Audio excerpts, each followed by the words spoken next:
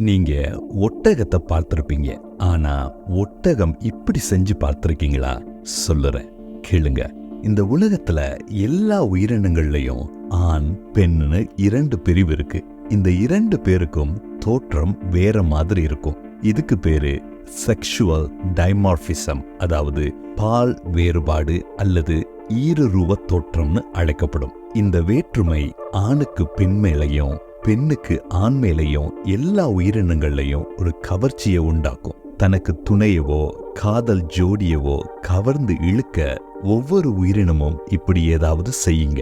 அப்படித்தான் இந்த ஆண் ஒட்டகமும் தனக்கு ஒரு ஜோடியை கவர்ந்து இழுக்க இப்படி செய்யுது.